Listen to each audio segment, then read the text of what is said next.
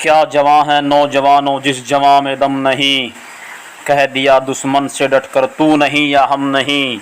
जवान वो होता है जिसको जिंदगी का गम नहीं, और क्या जवां है नौजवानों दुश्मन पे फेंका जिसने बम नहीं।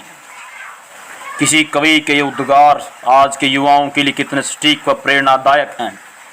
यहाँ स्पष्ट बताया गया, बिना योजना, बिना कार्य, बिना कर्म और बिना इच्छा और त्याग के किसी भी कार्य को संपन्न नहीं किया जा सकता। व्यवस्था परिवर्तन के लिए क्रांति अत्यंत आवश्यक है। क्रांति शब्द में जादू है, क्रांति की भावना में गर्मी है, क्रांति की रफ्तार में रवानगी है। युवाओं के होठों पर सबसे सुंदर और प्रभावशाली यदि कोई शब्द है तो वो है क्रांति। नौजवान के दिल और धड़कन को आंदोलित करने वाला, उसके हृदय की धड़कन के साथ निकलने वाली कोई आवाज़ है तो वो है क्रांति। अरे उस देश के नौजवानों की जवानी को धिक्कार है जिसकी हर सांस में क्रांति की हुंकार नहीं होती। वह राष्ट्र और कौम मुर्दा हो जाया करती है जो अपनी युवा पीढ़ी को क्रांति के मार्ग से हटाकर शांति के शमशान में पटक देती है। वह समाज संवेदनाहीन होकर के षड्यंत्र को पैदा करता है जिस समाज की तरुणाई को क्रांतिवीरों के फौलादी चरित्र सुनाने की बजाय अहिंसा के मरियल और कमजोर व्यक्तियों के लड़खड़ाते कदमों में झुकाया जाता है। दुर्भाग्य से आज इस देश में यही हो रहा है। सत्तालोलुप नेताओं ने, चाहे वो किसी भी पार्टी या राजनीतिक दल से संबंधित न रहे हों, इस राष्ट्र को खंडित किया। राष्ट्रपिता के उच्च सिंहासन पर धनुर्धर अथवा सुदर्शनधारी राम और कृष्ण की बजाय बकरी का दूध पीकर चरखा चलाने वाले महात्मा गांधी को बैठाया गया। राजनीतिक सत्ता का भयंकर दुरुपयोग करके इस असत्य का भरपूर प्रचार किया गया कि देश की आज़ादी का श्रेय केवल कांग्रेस और चंद लोगों को जाता है।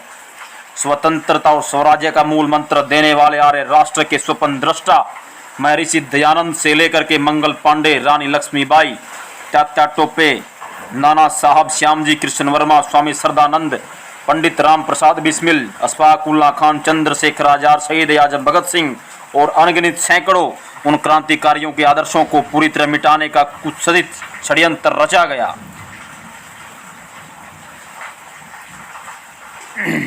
मौकापस्त सरकारों के पथ भ्रमित प्रचारों के कारण उन वीरों की वीरता, शौर्य और पराक्रम को भारतीय इतिहास और जनमानस के दिलो दिमाग से मिटाने का षड्यंत्र रचा गया।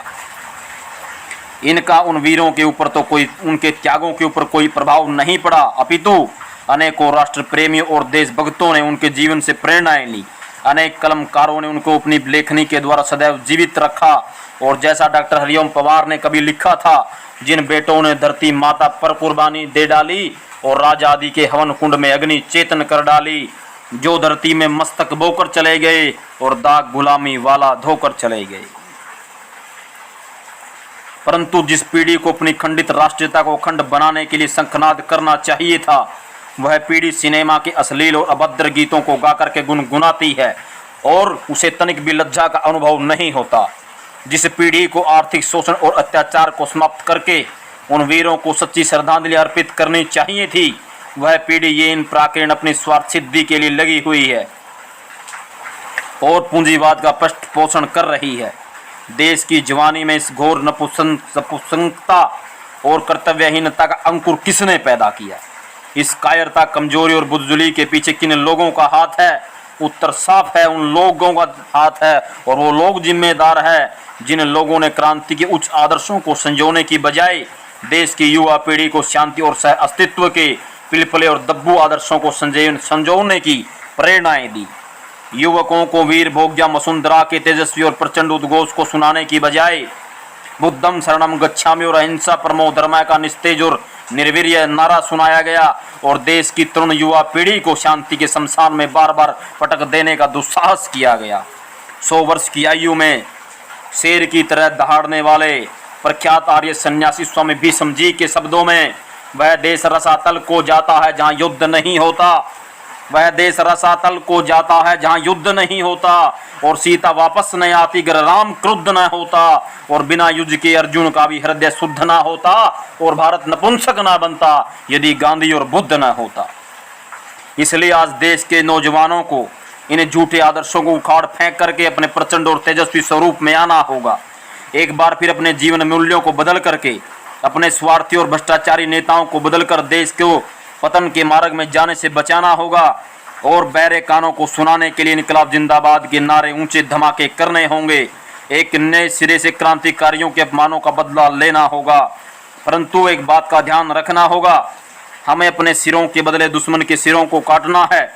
जब हम अभाव और अत्याचार के विरुद्ध संघर्ष कर रहे हैं तो स्वयं मर मिटने के बदले दुश्मनों और शोषण करने वाले लोगों को मिटा देना अत्यंत आवश्यक है। अपना रक्त बहाने की बजाय रणचंडी के खप्पर को दुश्मनों के रक्त से भर देना होगा। अपने वीरों के उस साहस और पराक्रम को याद करना होगा जिसने युद्ध भूमि को शत्रुओं के समों से सटाकर रख दिया था। महाराणा प्रताप और वीर शिवाजी जैसे उन वीरों के बलिदानों को याद करना होता। उनके पराक्रम और उनकी शौर्य गाथाओं को आम जनमानस तक लेकर के जाना होगा ताकि हमारी युवा पीढ़ी उन फौलादी चरित्रों को याद करे, उनके जीवन से प्रेरणाएं ले सके और उन्हीं की भांति अदम्य साहस का परिचय दे सकें। हमारी संस्कृति में तो सदैव वीरों की पूजा होती है, इसलिए देश की अखंडता, सुरक्षा और सर्वांगीण विकास के लिए, आर्य राष्ट्र की स्थापना के लिए वेद के आदेश का सम्मान करते हुए प्रेता जयता नरेंद्रो व श्रम चैदूत उग्रा व संतु वहो ना दृष्टय यथा सपाह, अर्थात हे वीर पुरुषों आगे बढ़ो, विजय प्राप्त करो, इंद्र तुम्हारा कल्याण करे, तुम्हारी भुजाएं प्रचंडशाली और पराक्रमशाली हों, कोई भी शत्रु, कोई भी प्रतिद्वंदी किसी भी युद्ध में तुम्हारा तिरस्कार करने ना पाए। इस आदेश का पालन करने के लिए हमें एक बार फिर से उसी मशाल को प्रज्वलित करना होगा जिसे कभी हमारे अमर क्रांतिकारियों ने अपने खून से जलाया था और उसे संचित किया था। इस मशाल को जलाने के लिए दुश्मन के गर्म गर्म खून से तथा अपने स्वार्थ की आहुतियां देनी होंगी। युगों तक इस युवा पीढ़ी को क्रांति पथ पर अग्रसर होने की प्रेरणाएं देनी होंगी। अंत में समूचे राष्ट्र की ओर से उन वीरों को नमन करता हूँ। लहू देकर तिरंगे की बुलंदियों को सवारा है और फरिश्ते तुम वतन के हो, तुम्हें सजदा हमारा है। जय मां भारती। साथियों, ज़्यादा से ज़्यादा वीडियो को लाइक करें, शेयर करें, कमेंट करें और चैनल को सब्सक्राइब करना ना भूलें। धन्यवाद।